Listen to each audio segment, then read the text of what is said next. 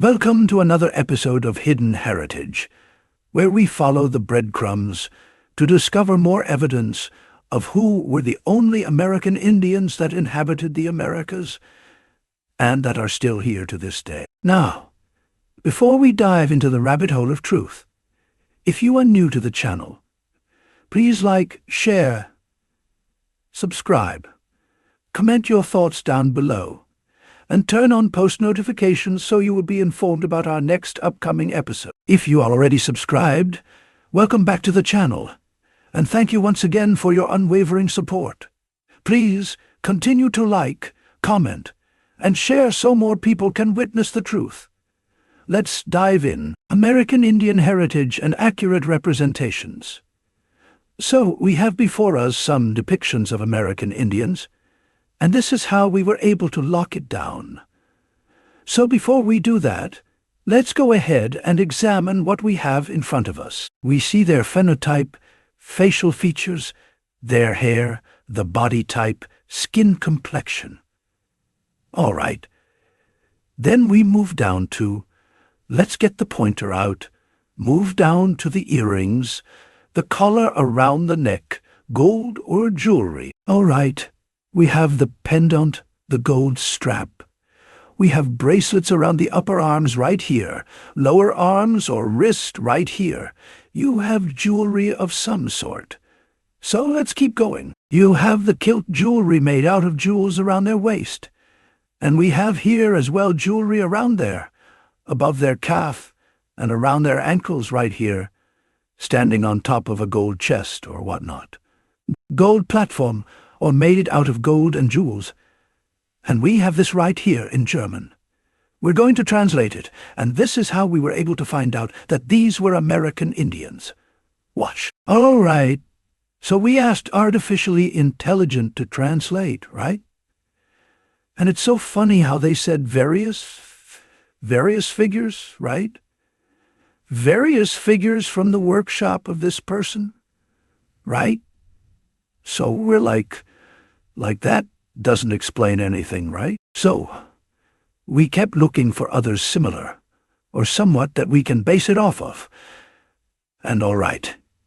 And we saw this as well. So, just from breaking it down, just from looking at it, we see the feather crown phenotype, the hair, body type, skin complexion, quiver of arrows, all right? Phenotype, crown, feather crown, bow, quiver of arrows. Come down here again. Some jewels of feathers kilt, right? Standing on a platform made of gold, right? So, but it doesn't say anything. So we're like, why don't they say anything about the two we just saw, right? The two groups we just saw. So we just kept looking for other stuff. So we found this. So, but what this one says, just going off the phenotype, same similar phenotype as the others, right? But as you can see, he's wearing a turban, some kind of drapery right here to wrap himself with. It's not a feather, just some cloth, right? Standing in some gold platform. But then you come down here. Let's make it smaller. Come down here. And then you see this right here, right? So, okay, I was like, okay, they label in the more, all right? So, let's check the translation. All right, so, let's check the translation. And it's like what we expected, you know. Right here's collection. Let's get the pointer out. So, we all on the same page, table, clock with camel and more. All right. I was like, okay, so they're telling us who this person is, but ain't telling us who the other people are, right? So we found another something else. Let's check it out. All right. Here's a picture. So we're going to look at another picture. All right. So we come here, find another one, same or similar phenotype, right? But they're dressed different, right? Got something different on his head. It's not a feather headdress, you know. It's not a It's not a kid that killed to just like some garments, right? And then you see elephants normally tied to Africa. And you come down here, right? And then it says it again, more, right? So we go back up to the pig and say, okay, that don't look like the typical American Indian because it says it's a Moor. But they don't say nothing about their American Indians. It just would call them slaves or various types or some non-various figures. So, like vague and misleading. So, do the translation just cause? All right. So, come to the translation. Just so we have the whole pig, you know. And let's get the pointer. So, we all can see right here or more. So, it was very specific and deliberate about identifying who the Moor is on. You can see they look different than the American Indians, right? As far as their attire, what they have. So we sent it to artificial intelligence, and let's see what they say, right? Even here, right? When we pull up the phenotype, and you see the hair type, right? For both. And then you see the feather headdress, the arrows, the gold bracelet around the arms, the quiver of arrows, the bow, the kilt. You know, we can't get a better, clearer picture than this. But then you come here again. Gold facial features, phenotype, hair, coily hair. That's the word I was looking for. Sorry. And you just said it's vague information. Instead of 3, the director or Morlu, you know, pat-patting in bronze. Blah, blah, bond savages, right? Savage figures? Remember the other one that says various figures. So now this one says bonds of odds figures 1700s, right? Almost 1800s. That's all it says. So we pushed it to artificial intelligence, and let's see what they say. What is the identity of these people depicted as based on the attributes and artistic elements of these sculptures? The individuals depicted are stylized representations of American Indians as interpreted by European artists during the Baroque or Rococo periods. Their depictions feature bows, quiver of arrows, feathered headdresses, intricate jewelry, and loincloths reflecting elements associated with indigenous cultures and phenotypes of the Americas, right? So, that's what they're saying when you give them a bunch of stuff like, hey, what do you deduce from what we're seeing since we can't get anything, you know? And this is what they are coming up with, right? So, let's go to some other stuff, and let's start pulling the veil on some of these stuff that we found. Check this out, all right? So we came across this source, right? And it says we did a whole video on it. And we, after reading the source material, first we're going to see the phenotype from skin complexion, the feathers, right? The regalia, the American Indian regalia, right? From head to toe, all right? So, once we pull the veil and we search some more, check out what we found. And before we do that, the video, we're going to put it in the end screen. Check out this video. We did a whole video about this source in particular. It's called American Indian in the New World. We're going to put it in the end screen, but if you can, check it out. But watch what happened when we pulled the veil from this right here. This is what we get. We get the Southern Indians, right? So, when we start peeling back the layers and look behind the curtain, we can see even closer with the Indian regalia. So, this person could not have been, but just for all intents and purposes, just some typical Negro, just because what they were trying to say is like, oh, the Negroes are from Africa, or are from Europe, or Asiatics. And then we have the Indians. But why is the Negro, quote unquote, wearing from head to toe Indian regalia? And he looks like us, you know. So again, check out the videos called American Indian in the New World. We're going to put it there, But check this out, right? So this right here says the Southern Indians, right? So we're like, okay, that's still kind of vague. That's still kind of vague. So what? What a nation or tribe is he from? So we found a map and checked this out, right? So when you pull the map up side by side, you see over on the right, it says the Southern Indians. And then over on the left, it says Muskogee, or Southern Indians, Creeks. So that's when we started to like. And then you see the tribes or whatnot. But then, of course, the distribution of the barbarous tribes. They always try to dehumanize us, right? But again, word for word, bar for bar, the Southern Indians, Muskogee or Southern Indians. So, let's see what else we got.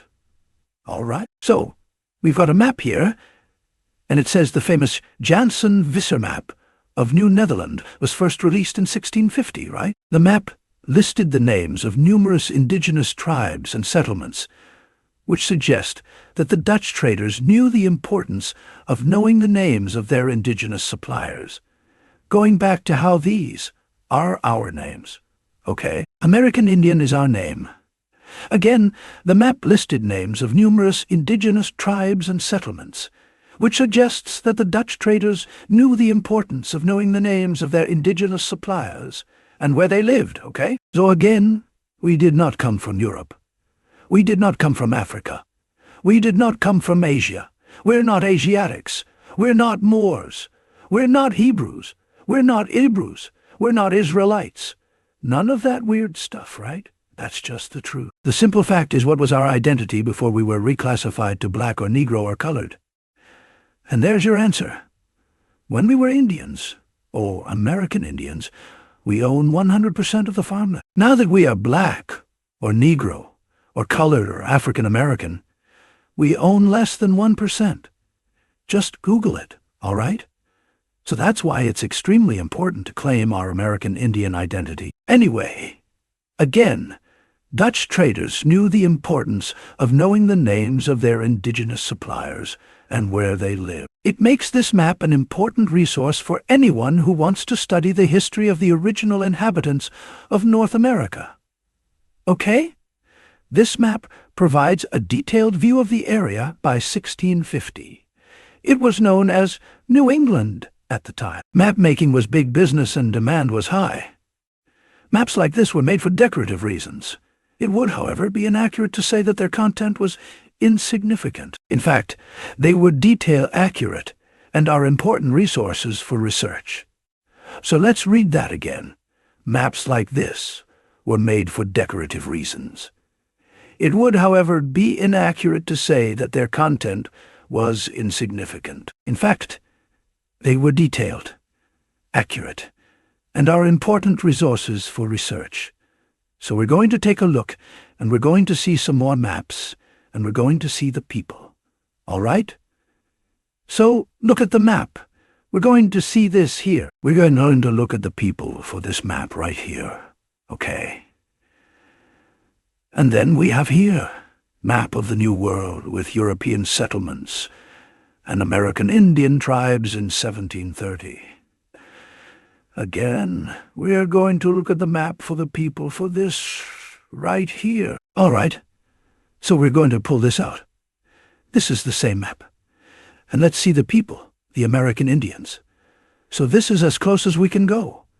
So we're going to show you a lot closer though. But see the same phenotype, same hair, body type, facial features, right? Again, we're going to zoom in, but this is, and you see the other folks, but you see the same people, same phenotypes. So we're going to do some zooming in real quick. And you see right here, he has an earring in.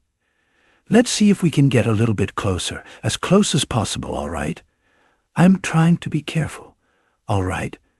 See the coily hair, phenotype, facial features. Let's go. Go down some more, all right? It looks like an earring right here. Phenotype, facial features, hair. Go over, pull it in, all right? Hair, phenotype, coily hair, skin complexion, body type, lips, nose, hair. This one, too. Hair type, skin complexion, body type. And they all look the same as far as the phenotype. It's not like, oh, there was admixture and mixing with the... No. Okay? They didn't call them anything else but what they are, American Indians. All right? So let's see some more close-ups, all right? And these are the last two individuals right here. Let's see. I'm trying to get as close as possible so folks can check it out, all right? So mouth, nose, eyes, hair, skin complexion, phenotype, body type. Right here, lips, nose. Try to zoom in, and he even has full lips, top lip, bottom lip. All right, so these are our people. This is not anyone else. Oh, let's. So we even asked another artificial intelligence, why is it so important to call ourselves our correct identity of American Indians and drop the term black, colored, Negro, stuff like that? Anything with black in it, or colored, or Negro, that is not our identity. So we even asked artificial intelligence, another one, the importance of that, and let's see what it says. Oh yeah, check out the price they're selling our heritage for, okay? So, it's legit, okay? Big money for our likeness. So it's no joke, okay? If you haven't done so already, please like, share, subscribe. Thank you. Why is it important for the American Indians reclassified as people of color? Black Americans, African American, Negro, colored to publicly claim their correct American Indian identity and to remove their black, Negro, colored identity permanently. Reclaiming their American Indian identity is important for several reasons. Again, we ask another artificial intelligence, and it says, number 1, cultural preservation. By identifying as American Indian, individuals can reconnect with and preserve their cultural heritage, traditions, and languages, which might have been lost or suppressed due to historical and social pressures. As we know, people always like to say, oh, if you're American Indian, why did you speak any American Indian languages? Or something like that. And obviously they know the answer to these disrespectful questions, because it has been suppressed due to historical and social pressures. Okay. So try not to entertain those questions that they already know the answers to. Political and legal recognition. Correct identification can impact access to resources, rights, not privileges, rights, and benefits specifically designated for American Indians, such as educational scholarships, healthcare services. And last but not least, when it comes to political and legal recognition, land rights. All right. What were our identity before we were reclassified to black, colored, Negro, African American, Black American, etc.? We were Indians, or American Indian. Community and solidarity. Reclaiming their identity fosters a sense of unity and solidarity within the American Indian community, strengthening collective efforts in the activism and advocacy for their rights. Again, not privileges, their rights and interests. Right. So genealogy is key. When we do our genealogy, we're going to see that we were once Indians. We will not see anything else other than Indian. I'm just going to leave it like right there. All right.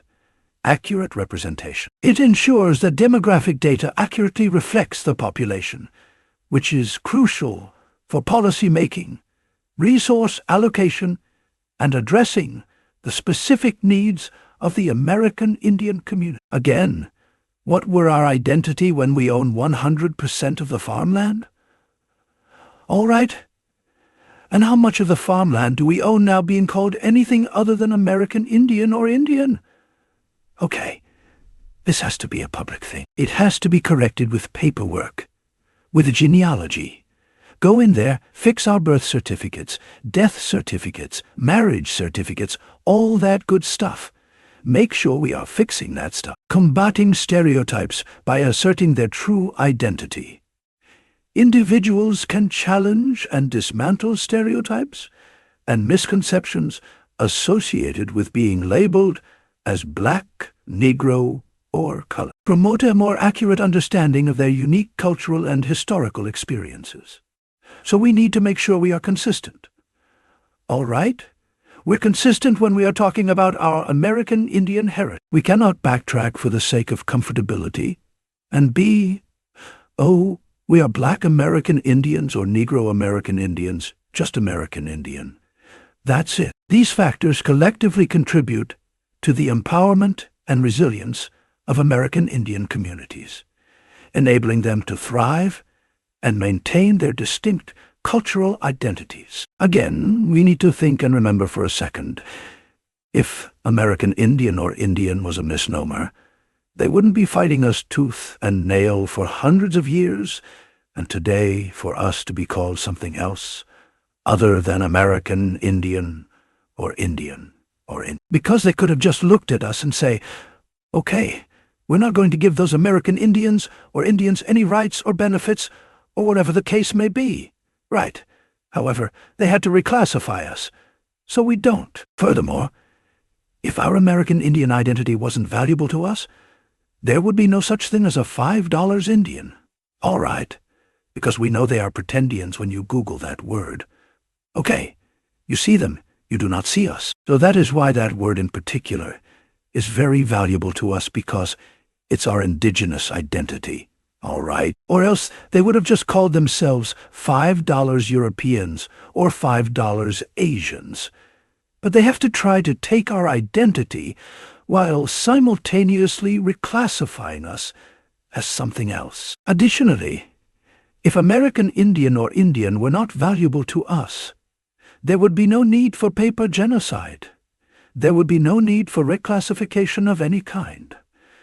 All they would have had to do is simply look at our phenotype, look at our likeness, right, and say, hey, we're not going to give them this or that.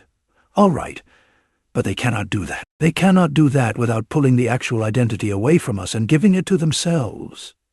When they come here from elsewhere, they say, hey, I'm an American, or I'm a Native American, right? But we need to make sure that we recognize our American Indian heritage and uphold our accurate representations. Thank you so much for watching. We really appreciate it. If you haven't done so already, please like, share, subscribe, comment your thoughts down below, and turn on post notifications. You'll be informed about our next upcoming episode. Please take care of yourself. Please take care of each other. We'll see you guys in the next one. Much love and adoration. American Indians. Peace.